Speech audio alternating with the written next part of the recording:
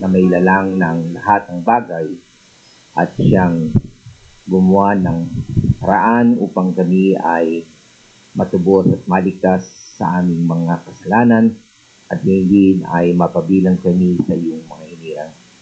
Kaya ngayong umaga, Panginoon, ay bilang yung mga tinubuhos at mga hinirang at kinahabagan, nais po namin magpailalim at isuko ang aming buhay, palinis, Panginoon, ng puso at kaisipan upang lalong higit na mapokus po namin ang aming atensyon sa iyo.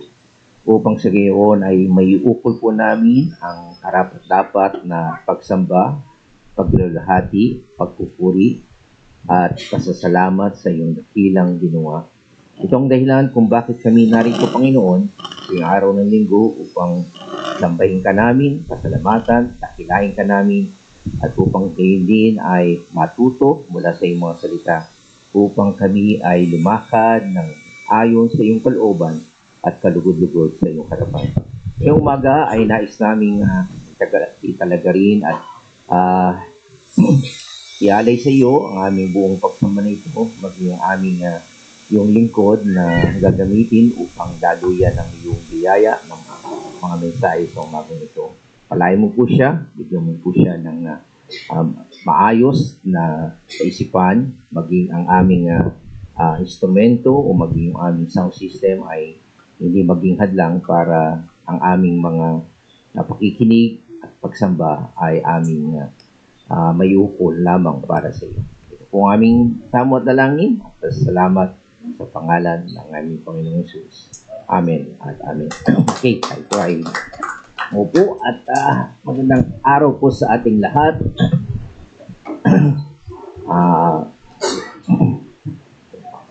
Pagpasensya nyo na at bumigay na naman yung ating amplifier, kaya ito lang pong maliit ang ating nagagamit sa oras na ito.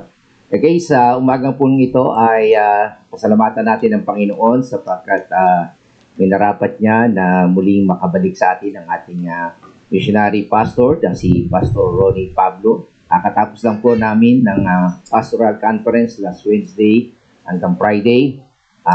Salamat po sa Panginoon sapagkat malimit ay 4 lang po kaming umatin noon. Sabi ko na sa last year ay madagdagan po tayo ng umatin. At purihin po ang Panginoon sapagkat nakasama po namin si Brother Simon at si Ronald. Ano ba pinili ni Ronald? Cantos. Okay, so purihin po ang Panginoon. Meron pa pong 2 prospect po tayo na hindi nakasama dahil may mga asawa at may mga alagang baboy. Kaya hindi na maiwanan. So sana ay isa yun sa mga ating ipag-pray na kung talagang maglilingkod tayo sa Panginoon ay handa tayo sumunod. Okay? At talagang mahalin natin ang Panginoon. Anyway, isa pong kagalakan at kasiyahan po ng ating mga manggagawa ang patuloy na pagsuporta niyo po sa amin. At marami pong mga pastor ang umatin po doon at isa talaga silang nagagalak na mayroon pong mga ganoon na pastoral care conference. Okay? Sa umaga pong ito ay ating pong ihanda ang ating puso at kaisipan sa pakikinig ng salita ng Panginoon na dadalhin po sa atin ng ating Pastor Ronnie Pablo. Okay? Purihin po natin ang Panginoon sa buhay niya. Okay?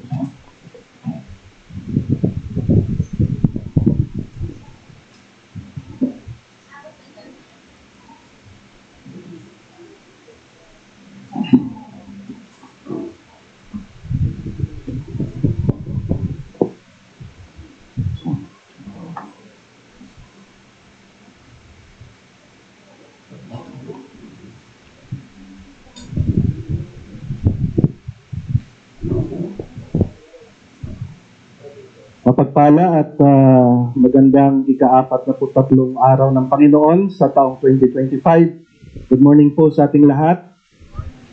Isa na naman pong panibagong pribilehiyo na naipagkaloob sa akin na missionary po ninyo sa bulubundukin ng Rosario para makasama sa inyong family day at ganoon din ay makapagpahayag ng salita ng Diyos tuwing huling linggo ng bawat buwan.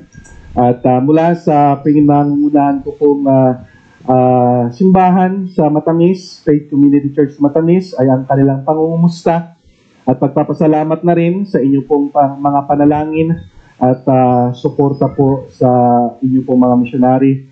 Same thing, ganun din sa Tulos at sa Ilaga. Salamat sa Diyos dahil magandang panahon ngayon sa aming pong pag-attend ng conference. Hindi kagaya last year na maulan at binaha pa.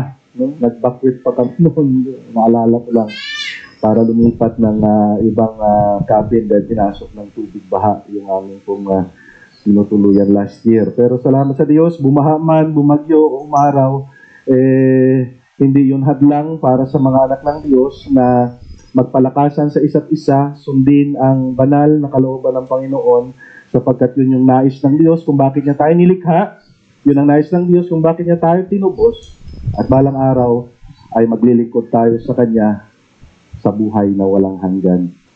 So this morning ay ang akin pong talata na dadalhin sa inyo para po sa pangangaral ng salita ng Diyos ay ang sulat ni Apostol Pablo para sa mga taga-Colosas, Kabanata 1. Kung meron kayong dalang Biblia, ay makipagbukas kayo sa akin.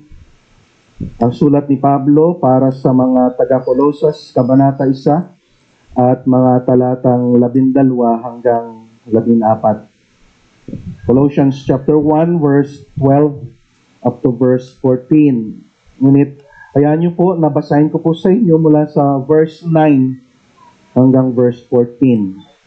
Ang aking babasahin ay ang ASND version o ang salita ng Diyos. Sabi rito, kaya nga, mula nang mabalitaan namin ang tungkol sa inyo, patuloy namin kayong ipinapanalangin. Hiniling namin sa Diyos na bigyan nawa kayo ng karunungan at pangunawang mula sa banal na Espiritu para lubusan ninyong malaman ang kalooban niya. Sa ganoon, makakapamuhay kayo ng karapat-dapat at kalugod-lugod sa Panginoon sa lahat ng bagay at makikita na lumalago kayo sa mabubuting gawa at sa pagkakakilala sa Diyos. Naway palakasin niya kayo sa pamamagitan ng dakila niyang kapangyarihan para makatagal at makapagtiis kayo sa lahat ng bagay ng may kagalakan at makapagpapasalamat din kayo sa Ama. Ginawa niya kayong karapat-dapat na makabahagi sa mamanahin ng mga pinabanal niya, ang manang nasa kinaroroonan ng kaliwanagan. Iniligtas niya tayo mula sa kapangyarihan ng kadiliman at inilipat tayo sa kaharian ng minamahal niyang anak. At sa pamamagitan ng kanyang anak, tinubos niya tayo. Na ang ibig sabihin ay pinatawad na ang ating mga kasalanan. Purihin ang Diyos sa pagkabasa ng kanyang mga salita. Saglit tayong manalangin. Banal at makapangyarihan ng Diyos, aming amang mahabagin, hindi nagbabago, makatarungan, hukom, tapat at totoo. Kami lumalapit sa inyo na nagpapakumbaba at amin pong hiniling sa inyo sa umagang ito ang inyo pong pagkilos sa aming kalagitnaan, pagtulong sa amin pong pangunawa sa pamamagitan ng inyo pong Santong Espiritu. Kami ay pagkalooban nyo rin ng mapagpakumbabang puso na kayang umunawa sa iyong mga salita at kaya ring tumanggap ng mga pagtutuwid sapagkat habang kami nasa mundong ito, O Diyos, hindi namin maiiwasan na nadudumihan ang aming pamumuhay. Kaya dalangin namin na kami pagkalooban ng pusong handang magpatuloy at ganoon din palakasin ninyo ang aming pong buhay pananampalataya at inyo pong dagdagan ang aming pong pagkakakilala sa inyo upang makapamuhay kami na nagbibigay kasiyahan at lugod para sa inyo. Maraming salamat po, Diyos. Lahat ng ito ay aming hinihiling sa pangalan ng Jesus. Amen. At amen. Ang tema sa ating pong pangangaral ngayong umaga ay ang masaganang biyaya ng Diyos sa pamamagitan ni Kristo. Mari rin ang napakayamang biyaya ng Diyos sa pamamagitan ni Kristo. Last time, nung ako ay isinama ni Brother Simon, meron kaming pinuntahan sa Laguna and then sa Batangas, o sa Lipa, ay meron siyang binanggit sa akin na isang lady vlogger o maaaring isa rin siyang journalist na kilala ninyo sapagkat nagsisimula siya ngayong makilala sa alinmang platform ng dito internet. Ang kanyang pangalan ay sa pangalan ng panganay ni Pastor Owe, CJ. Ang apelyido niya ay Hero. Baka kilala niyo siya. At pag-uwi ko sa bahay ay pinanood ko yung kanya pong pagsisiwalat tungkol po sa nangyayari po sa ating pong bansa, ang korupsyon na kung saan ay binuksan niya yung nangyari sa nakaraan. Ilang taon na ang nangyari. At baka naalala ninyo, binanggit ko rin yan dito ang tungkol sa isang tulay na bagong gawa, pagdaan ng isang dump truck, no, sumobra lang ng, kung daw nagkakamali ay 2 tonelada ang kanya pong inilampas doon sa nakatalagang bigat, gumuho yung portion ng tulay. Well, ang totoo, kaya kong magdala ng tulay ng 30 truck na hindi lumalabis doon sa bigat na itinakda. Pero isa lang yung truck na dumaan, lumabis lang ng ilang tonelada ay bumigay. At sabi nitong si CJ Hero na kung yung palang kaso na iyon ay tinutukan na ng gobyerno, hindi na sana nangyayari ang pinapasan ng ating pong bansa. At maging tayo, ordinaryong tao, ay apektado patungkol po sa flood control na mga projects at iba, marami doon ay tinatawag na ghost project. Mga hindi nakikita. Bakit hindi nakikita? Wala naman talaga. So maging ako man, naamin ko sa sarili, apektado ako sa mga nangyayaring yan. Mayroon pong bigat sa kalooban, awang-awa ko sa ating pong bansa. At sabi nga ng ilan sa mga nagko-comment ay kung may pera lang ay lilipat ng ibang bansa, lilipat ng ibang planeta at doon titira sapagkat kahiyahiya na ang kalagayan ng ating pong bansa. May mga bansa na bago nangyari itong mga kalukuhan na ito, ang mga korupsyon sa ating bansa ay nag-commit ng pagtulong ng bilyong piso o hindi ko alam kung ano yung currency na kanila pinangako, pero dahil po sa nangyari, binawi po nila yon. Okay? So, apektado kahit po sino. No? At kung tayo ay hindi mananampalataya, madadala po tayo. Okay? Merong isang kilalang TV host din na nitong nakaraang araw lang ay ang kanya pong anak ay pinakialaman niya yung kanyang buhay. Dinilit niya ang kanyang buhay dito sa mundo. Hindi niya nakayanan yung kanyang nakaraan, no, na siyang nagdulot sa kanya ng depresyon. Okay? So, ano ang ibig kong sabihin? Bakit binabanggit ko mga bagay na ito? Tayo po bilang mananampalataya ay hindi exempted sa mga pagsubok at mga pangyayaring hindi maganda sa ating pong kapaligiran. Hindi kailanman ipinangako ng Panginoon Hesus. Wala tayong mababasa sa Biblia na ang bawat mga anak niya ay exempted sa mga karahasan na meron ng mundo, sa mga pag-uusig. Sa kabilang banda, mga Kristiyano nga ay sagana kung namumuhay sa katapatan, sa pananampalataya, ay sagana ito sa pang-uusig ng hindi mananampalataya. At saan tayo huhugot ng pag-asa? Saan tayo huhugot ng kalakasan? Saan natin ipo-focus ang ating pong kaisipan? Kung tayo po ay nade-depress, kung tayo ay apektado sa mga nangyayari sa ating kapaligiran, dagdag pa ang mga natural disasters, kagaya ng pagbagyo. At syempre, kung may ulan, dahil nga wala hong proyekto ang flood control, imbis na ang flood ang kinontrol, tayong kinontrol ng baha. Dagdag pa ang sa iba't ibang lugar na paglintol dito pa lamang po sa ating pong bansa at ang mga mangyayari sa mga bansa sa buong mundo. So, saan tayo kukuha ng kalakasan? Tayo ba ay magpapatangay Hindi lamang yon yung ating pong personal na pamumuhay. Kung tayo po ay mayroon pong totoong relasyon sa Panginoon, tayo po ay namimighati sa tuwing tayo ay nakakapaggawa, nakakapagsalita o nakakaisip ng mga bagay na hindi kinalulugdan ng Diyos. May mga nagawa tayong hindi kalugod-lugod sa Diyos.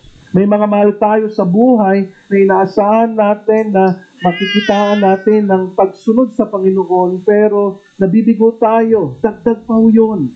Yun pa nga, yung pinaka number one na dumarating sa ating buhay na kung minsan o madalas, tayo po ay nawawalan na ng pag-asa. At wag naman sana na napo-question natin ang soberanya ng Diyos. Hindi lamang sa ating buhay bilang mananampalataya, kundi sa sandaigdigang kanyang nilikha. At iyan din yung intensyon ng sulat ni Apostol Pablo sa mga mananampalataya noon sa Colosas, at syempre ganun din po sa atin, no? Na ang pangkalatang tema sa sulat na ito ni Pablo sa mga taga-Colosas, na si Kristo ay Panginoon sa kanyang sangnilikha. Pag sinabing Panginoon, siya ang may control, siya ang may kapangyarihan. Wala pong pangyayari sa kanyang sangnilikha na hindi ayon sa kanyang dakilang plano. Kung walang kontrol ang Diyos sa kanyang sangnilikha, hindi lang ganito ang nangyayari sa ating mundo.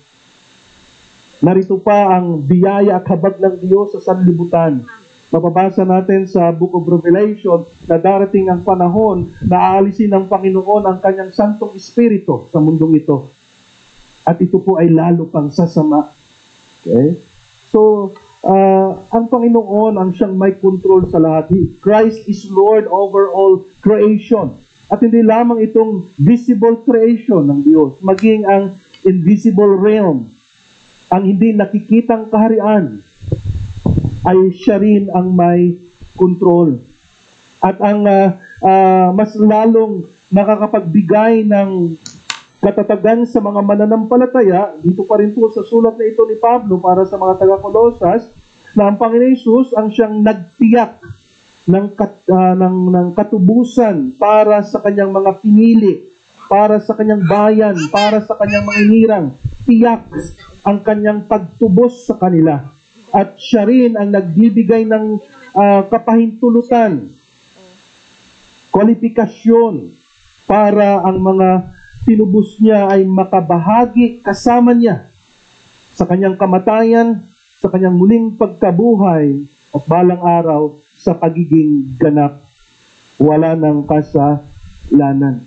Diba? Sa baptism, kung kayo po ay nabautismuhan, ay nakiisa tayo sa kamatayan nung tayo nilubog sa tubig. Ang ating dating pagkatao ay wala na, ibinaon na doon sa paglubog sa tubig, which is na sumisimbolo ng pakikisa sa kamatayan ni Kristo. At nung tayo inihango sa tubig, simbolo ng nakisa tayo sa muling pagkabuhay ni Kristo, upang tayo man ay mamuhay sa panibagong pamantayan ng pamumuhay na si Kristo lang ang ating Panginoon. Okay? So isa sa layunin kung bakit isinulat ito ni Pablo para sa mga mananampalataya sa Colosas ay ang mapanganib na katuruan mula sa labas na iglesia. Meron pong lumalaganap ng panahon na iyon na mapanganib na katuruan, na kung saan ito ay nagmula sa pagan teachings, no? Katuruan ng mga pagano at hinaluan pa, of course, ng old Jewish teaching.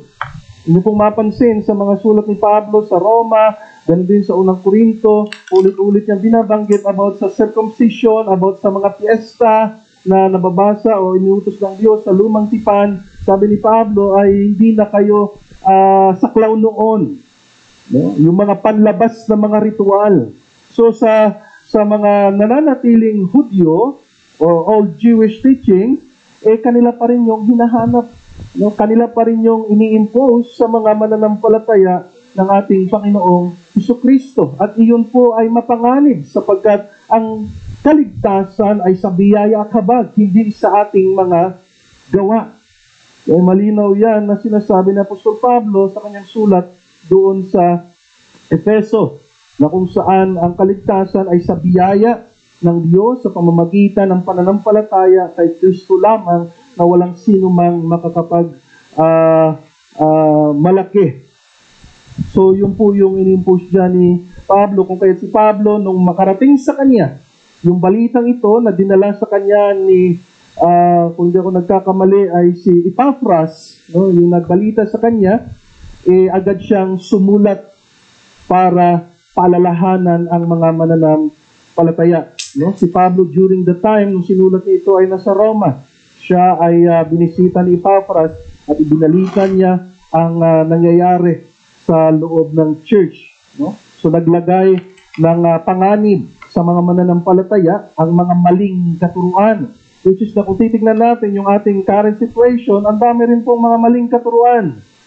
No? Mapa Facebook, mapa TikTok, o ano pa mang platform dyan, meron at meron kang newsfeed na kung hindi tayo mapagpanuri, ay malalagay din sa panganib ang ating pong mga pinaniniwalaan. Kung pwedeng paniwalaan natin yung almost true, yung akala natin totoo, pero hindi pala katotohanan. Okay? So yung bahagi na ating binasa ngayon lang, verse 12 to 14, ay bahagi ng pamamagitan o panalangin ni Pablo para po sa mga mananampalataya sa Colosas. Matapos ang kanyang pambungad na sulat at pasasalamat, yung binasa natin kanina sa verse 9 hanggang sa verse 11, ay pasasalamat ng apostol sa mga mananampalataya roon. So dahil po sa maling katuruan, na nagliligalig o nagbibigay ng nagbibigay ng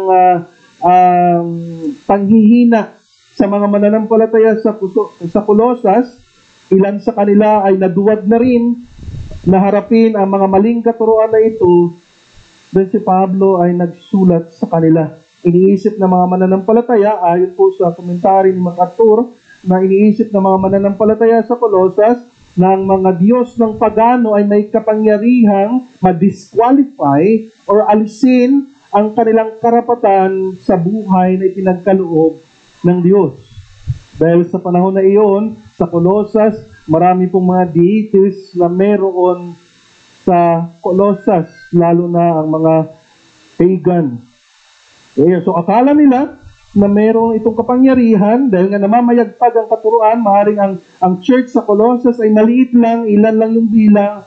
So that's why ay sila ay natatalo dahil nga maaari na sila ay bago pa lamang sa pananampalataya o bago pa lang yung church doon na pinangungunahan ni Epaphras. No, that's why ilan sa kanila ay nangihina at naduwag pa na ipagtanggol ang katotohanan na itinuro sa kanila ng mga naglilingkod sa kanila na lingkod ng Diyos. Okay? So yung talata na ating pong pag-aaralan, again, ay nagsasabi sa kanila, sa mga mananampalataya, na walang sinuman, na walang anumang bagay, na walang anumang kapangyarihan sa sanlibutan na kayang alisin o baguhin ang kalagayan ng isang mananampalataya sa harapan ng Diyos. Pakinggan niyo po itong maigi. No? Walang anumang kapangyarihan, walang anumang pwedeng makapagpapabago sa kalagayan ng isang totoong mananampalataya sa harapan ng Diyos. At yun yung isa sa bahagi ng sulat nito para maging komportable ang mga mananampalataya. Ano man ang nangyayari sa kanilang kapaligiran, gaano man karami ang mga nagtuturo ng mga maling katuruan, dapat silang mapanatag sapagkat ang Diyos ay hindi nagbabago sa Kanya pong ginawang pagligtas at pagliligtas sa mga taong nais niyang iligtas. Ang sino mang na kay Kristo, ang sino mang sumasampalataya tanging kay Kristo, kailanman hindi na mababago ang kanilang kalagayan na sila ay kabilang na sa kaharian ng Diyos. Nabasa natin kanina, sila ay inalis ng Diyos mula sa kaharian ng kadiliman at inilipat na sa kaharian ng minamahal niyang anak na si Jesucristo. At tayo man ay pinaalalahanan ng mensaheng ito ngayong umaga. Ano man ang iyong kalagayan, Dapat mong tatandaan na ikaw ay kabilang sa pamilya ng Diyos. Huwag kang patitinag sa mga nangyayari sa iyong buhay. Isa sa mga naalala ko sa conference ay yung salitang squeeze. Ang kalamansi, no? Anong gagawin sa kalamansi para mailagay sa pansit? Pipisilin, titigain. Okay? So, ano ang lalabas sa kalamansi pag piniga mo? Kalamansi juice. Bakit may lumabas na kalamansi juice? Dahil yun yung laman. So, same thing sa mga mananampalataya. Same thing sa bawat individual sa buong mundo. Pag dumarating ang squeezing sa ating buhay, ano ang laman ng iyong puso? Ano yung lalabas? Pagreklamo ba sa Diyos? Or pananatiling mapagpakumbaba sa harapan ng Diyos? Pagdating ng squeezing, pagsubok sa buhay, mga maling katuruang lumalaganap na pakiramdam natin, parang talo yung katotohanan ng salita ng Diyos. Pagdating ng mga sakuna, ano ang lalabas sa ating pong mga bibig? Ano yung ating paninindigan? Ang Diyos pa rin ba? O yung totoong kalagayan natin na wala tayong relasyon sa Diyos? Okay? So bahagi iyon, no, ng pagpapatibay ng Panginoon sa ating pong buhay. That's why, nire-remind ni Pablo ang mga mananampalataya sa Colosas at ganun din sa atin ngayon, na ang masaganang biyaya ng Diyos sa pamamagitan ni Kristo ay kailanman hindi kayang salumatin. Maging ni Satanas. Mababasa natin sa aklat ng pahayag na araw at gabi si Satanas ay nagpaparatang sa mga mananampalataya. Araw at gabi. He is the accuser.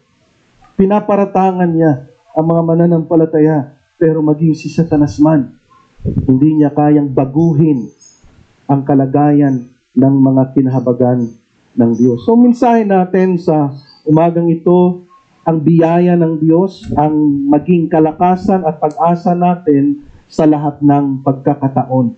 Ang biyaya ng Diyos, ang maging kalakasan at pag-asa natin sa lahat ng pagkakataon. Hindi ang mga bagay sa mundo, hindi ang iyong achievement, hindi yung naipundar. Lahat ng yan ay mawawala. Kahit pa sabihin mong napakatibay niyan. Naalala ko kanina, merong nung nag-operate na ang barkong Titanic. Anong sabi ng kapitan ng barko? Hindi kayang pabagsakin at palunurin ang barkong ito kahit pa ang Diyos. Hindi kayang lunurin o sirain, wasakin ang barkong ito. Pero pagkalipas ng 4 na araw, anong nangyari sa Titanic? Isang maliit lang na iceberg. Okay? So, ang mga mananampalataya, ikaw at ako, ay dapat maging kalakasan natin ang biyaya ng Diyos. Ito rin ang magsilbing pag-asa natin. Naalala ko, merong isang kabataan na dalaga na nag-post sa Facebook, parang break up nila ng kanyang pong boyfriend, kung ano-anong sinasabi, chinat ko po siya. And then sabi ko sa kanya ay huwag mo i-degrade ang iyong sarili. Si Kristo ang unang nagmahal sa iyo ng totoo hanggang ngayon at magpakailanman. Tandaan mo yan. Ano sa biyaya ng Diyos, ginuran niya yung kanyang masasamang post sa Facebook. Kailangan lang paalalahanan at ganoon din tayo ngayong umaga na ang biyaya ng Diyos ang maging kalakasan natin, maging pag-asa natin sa lahat ng pagkakataon. Now, dito po sa binasa natin na verse 12 to 14, mayroon pong 3 kahangahangang biyaya ng Diyos sa pamamagitan ni Kristo na tinanggap ng mga mananampalataya at kanya pong sinecured. 3 bagay, no, na tumutukoy sa kahangahangang biyaya o grace ng Diyos. Di ba? Ang ibig sabihin ng grace, undeserved favor. Madalas po, ako personally, madalas ko po yung banggitin at paulit-ulit kong ipinaunawa sa aking pong mga tinuturuan. Anong ibig sabihin ng grace? Undeserved. What we deserve is punishment in hell. But salamat sa Diyos sa kanyang alin? Grasya, sa kanyang kagandahang loob. At iyan ay dahil kanino? Kay Jesus Christ. Dahil may Jesucristo na nagkatawang tao, walang kasalanan, sinless, para lamang tanggapin ng mga taong minarapat niyang tumanggap. At hindi lamang tinanggap ng bawat mananampalataya, kundi sinigurado pa. At isa sa tatlo ay sa verse 14, ang unang kangahangang biyaya ng Diyos sa pamamagitan ni Kristo na tinanggap ng mga mananampalataya, we are forgiven. Okay. Tayo po'y pinatawad na. Minsan, ang salitang yan ay ginagawang license to sin. Ngunit pakinggan niyo po ito. Nawa ang salitang pinatawad ka na ay maging daan para ikaw ay mamuhay ng may pagpapakumbaba. Dahil sa paghihirap na dinanas ni Kristo, ikaw ay pinatawad ng Diyos. Meron niyang sinasabi sa Hebreo, kung di ako nagkakamali, na huwag mo nang ipamukha na muli mong inilalagay sa kahihiyan ng Kristo na siya'y dumanas ulit ng hirap. Ano sabi sa verse 14? Sabi diyan, at sa pamamagitan ng kanyang anak, tinubos niya tayo na ang ibig sabihin ay pinatawad na ang ating mga kasalanan. Pinatawad na ang ating mga kasalanan. Hindi sa ating mabubuting gawa. Hindi dahil sa tayo ay magaling, marunong, nakakaunawa. No. Iisa lang ang binabanggit na dahilan bakit tayo pinatawad sa ating kasalanan. At yan ay walang iba kundi dahil sa kanyang anak. Because of Jesus Christ. Ibig sabihin, ang kapatawaran ng kasalanan ay matatagpuan lamang kanino? Kay Jesus Christ. Kung wala si Kristo, wala tayong pag-asa. Okay? Ang Diyos ay nagpapatawad dahil sa tanging ginawa ni Kristo. Wala kang pwedeng idagdag doon para ikaw ay mapatawad sa iyong mga kasalanan. Malinaw yan na sinasabi ni Propeta Isaias. Anumang mabuting gawin ng tao ay parang maruming basahan. Paalalahanan natin ating sarili na may Kristong namatay para lamang mapatawad tayo sa ating mga kasalanan. At ang kapatawaran na ito sa ating kasalanan ay may malalim pang salita. Yung salitang redemption, tinubos. Okay? Salitang ginagamit sa sanlaan. Okay? Nagsanla ka ng sasakyan, ng anumang alahas. Okay? So para mabawi mo yun, kinakailangan mong alin? Tubusin. Okay? Kinakailangan mong tapatan yung ransom, yung halaga na iyong ipinansanla. At yun din yung ginawa ni Kristo. Yeah? Tinubos, delivered by payment of a ransom. Ibig sabihin, dahil po sa ginawa ni Kristo, ipinagkaloob ng Diyos ang kapatawaran. Ibinigay ito ng Diyos. No? Already been given sa lahat ng mga sumasampalataya. Take note, huwag niyo po akong ma-misunderstand. Hindi sa lahat ng tao, sa bawat ng tao, kundi doon lamang sa nagsisipagsisi at sumasampalataya sa Kanya. Okay? So ipinagkaloob ito ng Diyos sa bawat sumasampalataya. Ibig sabihin ito, ang ating pong dating kalagayan bilang makasalanan, tinubos tayo sa pamamagitan ng kamatayan ni Kristo.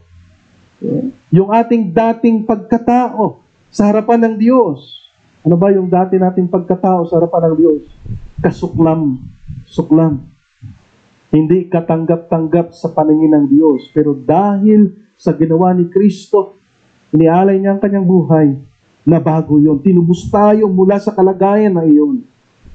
Hinango tayo ng Diyos sa pamamagitan ni Kristo mula sa kalagayan na iyon. Tinubos tayo, inalis tayo roon. We are forgiven. Si Kristo ang walang sala na bugtong na anak ng Diyos ang nagbayad sa ating kasalanan. Ito ay sa pamamagitan ng mismong katawan niya. Dinala niya yung bigat ng parusa at maging yung pagtingin ng kanyang ama ay tiniis niya nung inalis ng ama ang kanyang tingin sa kanyang minamahal na anak. That's why nung si Kristo ay nasa cross, ang sabi niya, Ama, Ama, bakit mo ako pinabayaan? Sapagkat ang Diyos hindi kayang tumingin sa isang makasalanan. Sinasabi yan sa Lumang Tipan, sa isa sa minor prophets. Hindi kayang titigan ng Diyos ang makasalanan. And during that time, nung si Kristo ay nasa cross, kaya niya nasabing, Ama, Ama, bakit mo ako pinabayaan? Sapagkat nung time na yon, ang bawat kasalanan ng mga sasampalataya kay Kristo ay taglay na ni Jesus Christ nung siya nakabayubay sa cross. Okay? So siya mismo ang nagdala ng kabayaran ng ating kasalanan. No? Sabi sa chapter 1 verse 21, ayan pa rin pong Colossus. Colossus chapter 1 verse 21 hanggang verse 22, noong una ay malayo kayo sa Diyos at naging kaaway niya. Pansin niyo po, ang taong makasalanan na yan, malayo sa Diyos at kaaway ng Diyos. Alam niyo po, nung naging reformed tayo, hanggang ngayon hindi ko ma-reconcile yung pagtuturo at pagbabahagi ng salita ng Diyos, paano nagagawa ng marami na sabihin sa isang makasalanan na mahal ka ng Diyos. Paano nasasabi ng marami sa kanila pong paghayo na mahal sila ng Diyos? Maliwanag na sinasabi ng verse 21, ang mga mananampalataya sa Colossus, kung hindi pa sila mananampalataya, alin? Malayo sa Diyos, pangalawa, alin? Kaaway. Okay? Kaaway sila ng Diyos. Dahil saan? Dahil po sa kanilang pagiging makasalanan, dahil sa kanilang kasamaan ng kanilang isip at gawa. Pero dahil nga po sa grace, sa kagandahang loob ng Diyos, verse 22, pero ngayon, ibinalik na niya kayo sa kanyang sarili sa pamamagitan, ito po yung pagiging eksklusibo, sa pamamagitan ng kamatayan ng katawang tao ni Kristo. Kaya maihaharap na kayo sa Kanya na banal, take note about that, banal, malinis, at walang kapintasan. Purihin ang Diyos sa Kanyang kagandahang loob. Hanggang ngayon, hindi ko maunawaan itong grace ng Diyos. Okay? At kahit na tinanggap natin yung grace na ito, may mga pagkakataon na namumuhay tayo na alin? Taliwas sa Kanyang kalooban. Namumuhay tayo sa katigasan ng ating alin? Puso at katigasan ng ating ulo. Pero hindi nagbabago ang Diyos sa Kanyang pangako sa bawat tumanggap ng Kanyang biyaya. Tayo man hindi tapat, pero Siya'y mananatiling tapat sapagkat hindi niya kayang itakwil ang Kanyang sarili. Sabi ni Pablo kay Timoteo. Bakit sinabi doon, hindi niya kayang itakwil ang Kanyang sarili? Hindi niya kayang talikuran ang Kanyang pangako, bagamat nagbabago ang taong Kanyang tinubos. Nawa mabighani ang inyong puso sa kadakilaan ng biyaya ng Diyos sa atin. Para lamang tayo mapatawad, binigay niya ang Kanyang kaisa-isang anak, ang Kanyang bugtong na anak, upang tayo alin, mapatawad sa ating mga kasalanan. Ano sa chapter 2 verse 13, yan pa rin pong unang ng Colossus, sabi diyan, noong una, again, kanina sa chapter 1, mababasa natin, malayo sa Diyos. Dati, ang mga mananampalataya sa Colossus, kaaway sila ng Diyos. And dito sa chapter 2, verse 13, pansin niyo po, nung una, itinuring kayong alin? Patay. Ang patay ba may kayang gawin? Ang patay ba kayang lumapit sa Diyos? No. Okay? Nung una, itinuring kayong mga patay ng Diyos dahil sa mga kasalanan ninyo. Pero ngayon, binuhay kayo ng Diyos kasama ni Kristo. Pinatawad niya ang lahat ng kasalanan natin. Okay?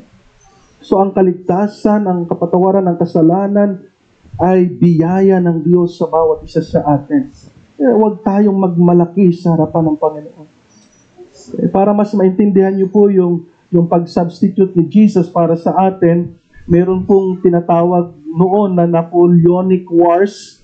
Ito yung gyera sa pagitan ng Europe at France noong 1800, probably 1803 hanggang 1815, na ang ginagawa ho nila ay magpapalabunutan.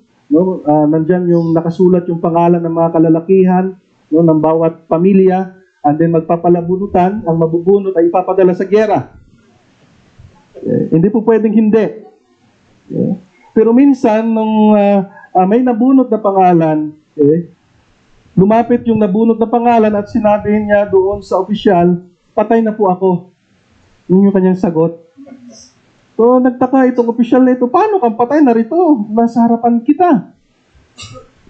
Sabi niya, last year, nung nabunot ang aking pangalan, may sumagot sa akin.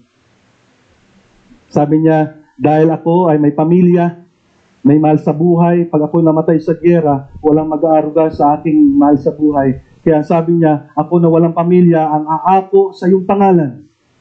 Kaya sabi niya, last year, patay na ho ako. At yan din ang ginawa ni Jesus Christ sa iyo at sa akin. Dahil wala tayong kakayang bayaran nating kasalanan. Ang tanging nararapat sa atin ay ang buong puot ng Diyos, pero nung ginawa ni Jesus Christ, inako niya yun. Inako niya yun. Dinala niya yun sa kanyang mismong katawan. Bago siya ipako sa krus, bago siya hulihin. Ilang minuto na lang paparating na si Judas at kasama niya yung mga taong nagbayad sa kanya ng 30 salaping pila. Si Jesus ay nasa hardin ng Gethsemane. Iniwan niya ng ilang metro ang kanyang mga alagad. Siya'y nananalangin. At ang kanyang pagluha at ang kanyang pawis ay may kasamang dugo dahil sa stress na kanyang nararamdaman, sapagkat foreign sa kanya yung kanyang dadalasin paghihirap bilang pagpasan ng kabayaran ng ating kasalanan.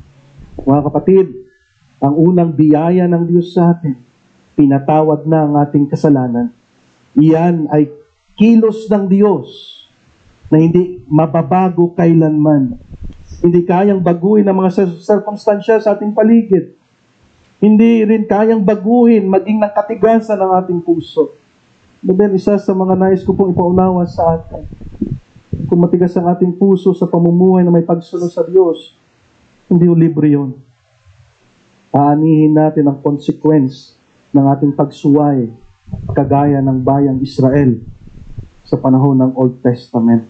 Again, ang pagpapatawad sa atin ng Diyos ay biyaya niya. Kilos niya mismo na walang sino mang makakadisqualify sa atin sa katubusan na ginawa ng Diyos sa pamamagitan ng kanyang anak. Number 2, so verse 13, hindi lamang tayo pinatawad o tinubos sa ating kasalanan, kundi alin? Ano ang sabi diyan? Ano ang pangalawa? Iniligtas sa pagkaalipin ng kadiliman. Sabi sa verse 13 ng Colossus chapter 1, iniligtas niya tayo mula sa kapangyarihan ng kadiliman at inilipat tayo sa kaharian ng minamahal niyang anak. Okay. So hindi lamang tayo pinatawad sa ating kasalanan, hindi lamang niya tayo tinubos sa kalagayan nating lugmok sa kasalanan, kundi tayo rin ay alin? Iniligtas sa pagkaalipin ng kadiliman. Pansin niyo po ito. Kung tayo po ay pinatawad lang ng Diyos sa ating mga kasalanan at doon lang nagtatapos, ay walang pakinabang, walang halaga yung ginawa ni Kristo na pag-alay ng kanyang buhay. Walang epekto, walang kapangyarihan sa buhay ng mga mananam, palataya. Pero malinaw na sinasabi na alin, meron pong ginawa ang Diyos na pagliligtas sa pagkaalipin ng kadiliman.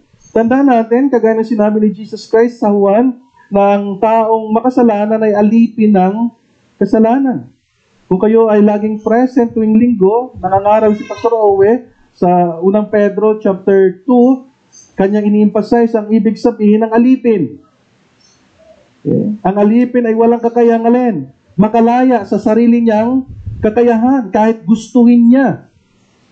He remains slave, not unless na yung kanyang amo ay magdesisyon na alin, palayain siya. And same thing, same word na ginamit po diyan.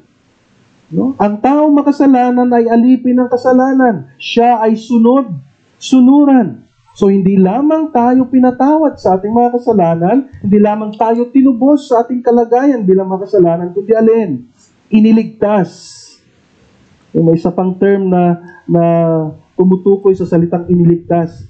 Inialis, hinango. Yes. Kung nakarinig na kayo ng salitang kumunoy, yung kumunoy na talagang malalim at unti-unti kang lumulubog, walang sino hindi mo kayang makatakas doon, not unless na may ibang tao na lumapit sa'yo, magbigay sa'yo ng kapirasong sanga o tali o lubid para ikaw ay alin, hilahin, papalabas doon sa iyong kinalalagyan. At yan din po yung ideya ng salitang iniligtas. Sa English ay rescued. Salitang ginagamit ng mga bumbero, ng mga tawag dito, ng mga nasa ospital, nire-rescue. No? So yun din po yung term na ginamit yan. No? So ang bawat mananampalataya, okay, ay iniligtas, no, mula sa kapangyarihan, sa English, domain or bondage, o pagkagapos, pagkaalipin ng alin, ng kadiliman, and also refer to sin. No? So, ibig sabihin, walang kakayahan ng tao na iligtas sa kanyang sarili dahil siya ay alipin ng kadiliman o alipin ng kasalanan. So, sino ang nag-initiate? Tayo ba na tao? Nag-enjoy na tayo sa kasalanan. Sino nag-initiate? Walang iba kundi ang ating amang nasa langit. Inilipat ng Ama ang sumasampalatayang makasalanan mula sa kaharian ng kadiliman patungo sa kaharian ng kanyang minamahal na anak. Okay. So siya ang nag-rescue sa atin. Yan yung ini-emphasize ng verse 13. Iniligtas niya tayo mula sa kapangyarihan ng kadiliman at inilipat tayo sa kaharian ng minamahal niyang anak. So sino ang nagligtas sa atin sa kalagayang iyon? Kung tayo ay inilipat sa kaharian ng kanyang minamahal na anak. Pansin niyo po yung trabaho ng Triune God. Okay. Ayon kay Pedro, ang Ama ang siyang humirang bago pa nilikha ang sanlibutan. Si Jesus ang siyang tumanggap ng kabayaran ng kasalanan at ang Santong Espiritu ang siyang alin? Nag-a-apply nito sa bawat sumasampalataya. Okay. So itong salitang ito, nung naginamit ni Pablo, ay nagpapaalala sa atin sa sinabi ni Jesus sa John 6:44. Okay. Sa Juan chapter 6 verse 44. Sabi ng ating Panginoon Kristo, walang makakalapit sa akin, take note, walang makakalapit sa akin maliban kung papalapitin siya ng Amang nagsugo sa akin. At ang lalapit sa akin ay bubuhayin kong muli sa huling araw. So, kilos ng Ama. Kaya ka nagsisi. Kaya ka lumalapit kay Jesus Christ.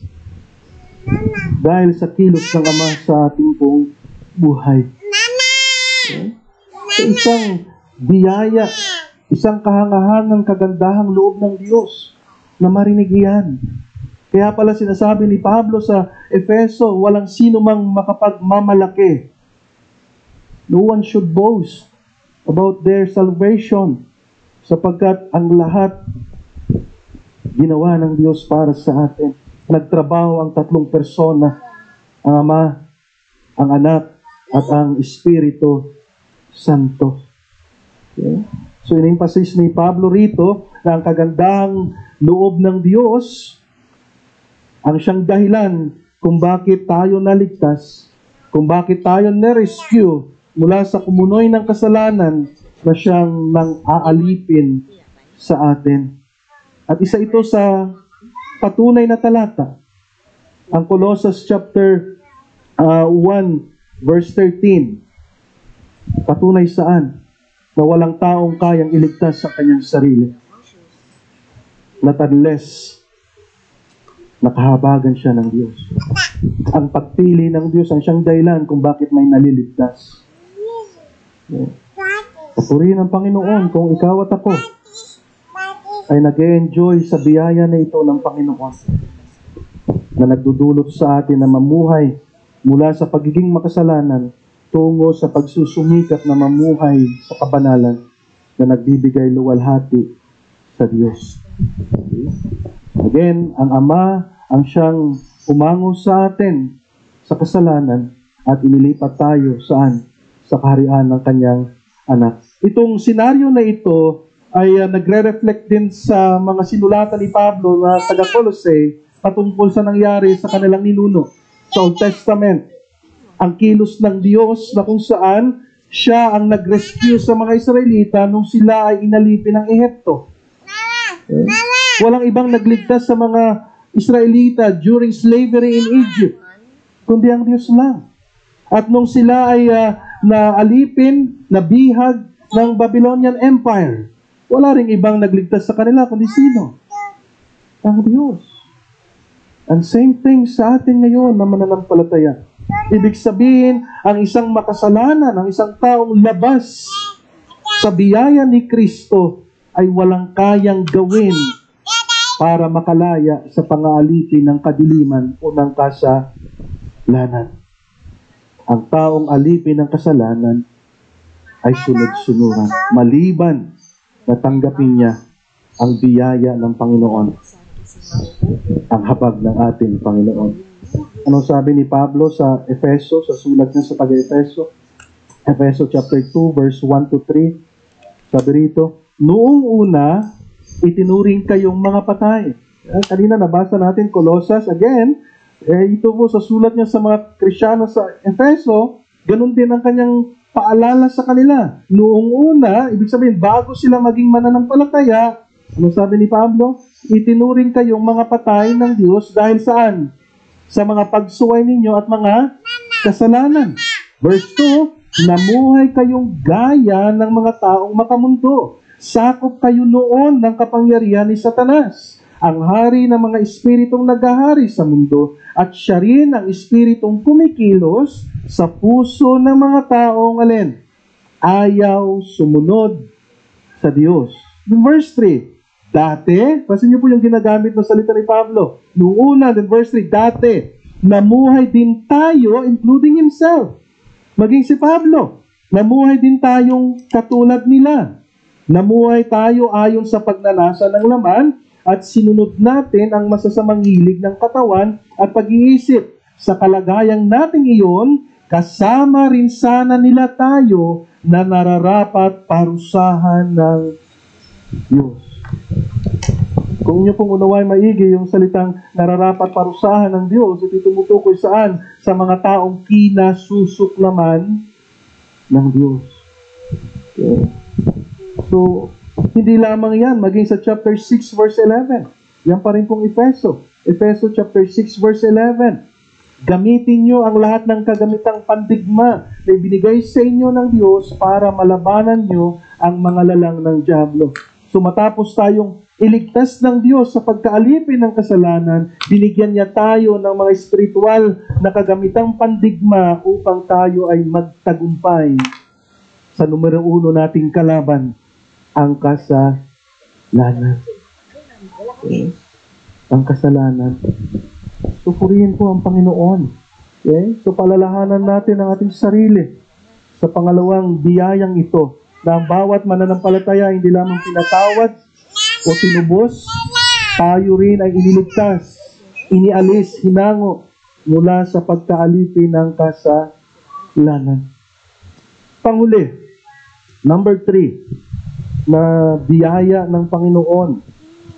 Ito yan ay mababasa natin sa verse 12 ng Colossus chapter 1. Sabi sa Colossus chapter 1 verse 12, at makapagpapasalamat din kayo sa Ama, ginawa niya kayong karapat-dapat na makabahagi sa mamanahin ng mga pinabanal niya, ang manang nasa pinaroonan ng kaliwanagan.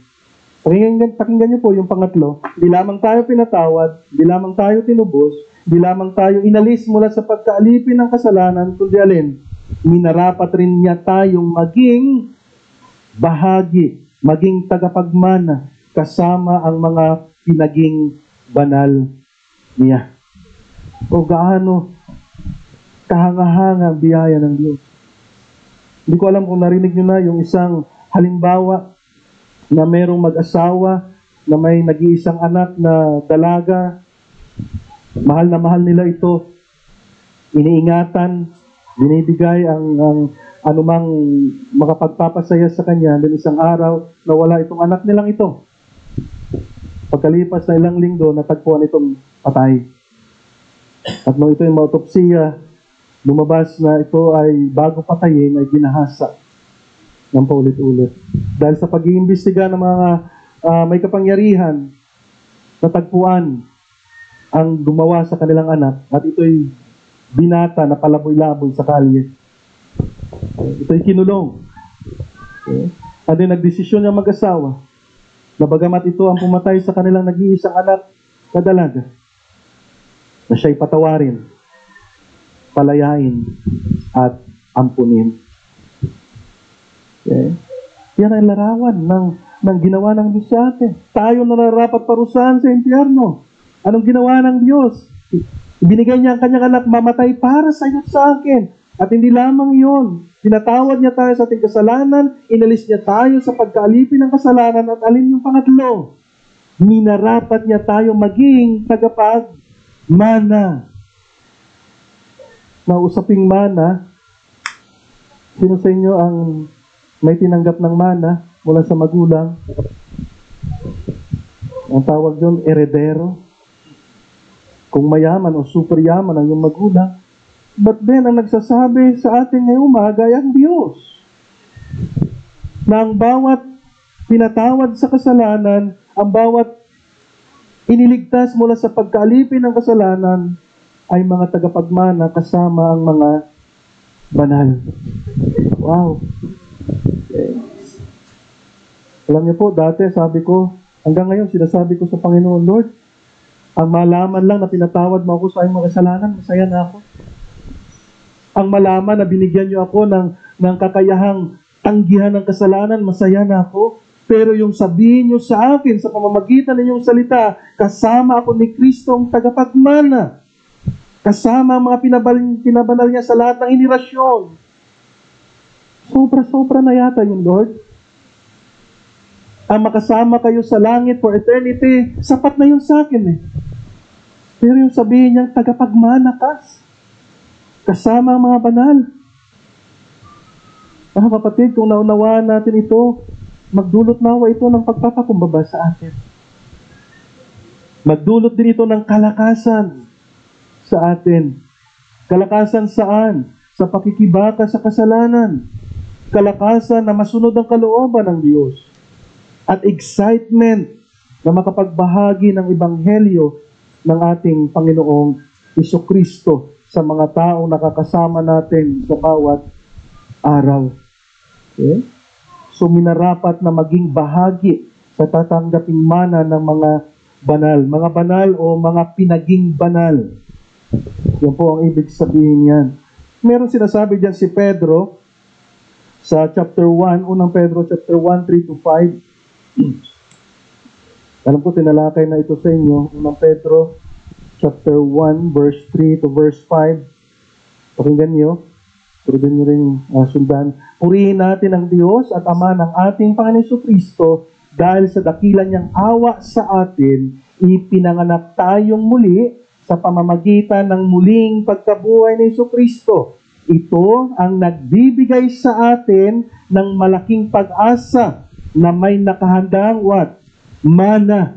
Ang Diyos para sa atin. Ang manang ito ay nasa langit. Anong klaseng mana ito? Walang kapintasan, hindi nasisira, at hindi kumukupas. hindi kayang ihambing sa anumang kumikinang o kayamanang handang pumatay ang tao mangkin lamang dito sa mundo. Higit pa ito roon. And in verse 5, at sa pamamagitan ng pananampalatayan nyo, iniingatan kayo ng kapangyarihan ng Diyos habang naghihintay kayo ng kaligtasang nakalaang ihayag sa huling panahon.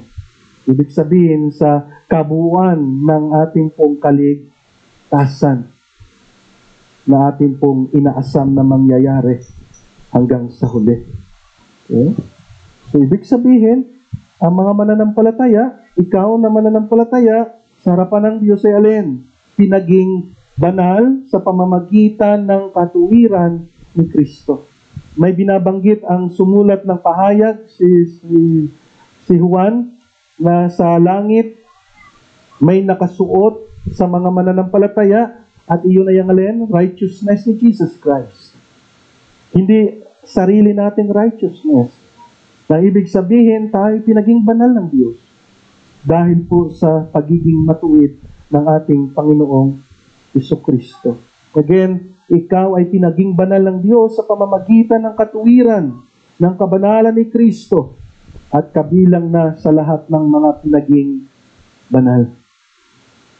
Napakayaman ng kagandahang loob ng Diyos. Okay? Hindi natin sukat maunawaan ito ng lubusan ng ating pong sariling pangunawa. Pero sapat ang mga katotohanan na ito para tayo ay hamunin, para tayo pagtibayin, patatagin, at para tayo ituwid sa atin pong mga maling uri ng kaisipan at pamumuhay sa bawat araw. Again, ang mga biyaya ng Diyos sa atin, tayo pinatawad na sa ating mga kasalanan. Pangalawa, tayo iniligtas mula sa pagkaalipin ng kadiliman o ng kasalanan. And number 3, tayo ay ginawa niyang kwalipikado na maging tagapagmana kasama ang mga pinaging banal niya. Sa ating pagtatapos, hamon sa bawat isa sa atin, sa kasalukuyan nating hinaharap, personal man yan, nangyayari sa inyong tahanan, mabibigat na pagsubok, minsan mahal mo sa buhay, o yung sarili mo, paglabas mo ng bahay, kapitbahay mo, manood ka ng TV, makinig ka ng radyo, palala na ng palala nangyayari sa ating bansa. Dagdagan pa na nangyayari sa ibang bansa. Dagdagan pa balita na may mga mananampalatayang walang awang pinagpapatay, pinag-uusig. Sa kabila ng yan, ituon natin ating isipan at gawain sa mga bagay na nakakalugod sa Diyos. Darating din ang wakas sa mga bagay na hindi natin gusto sa mundo pong ito.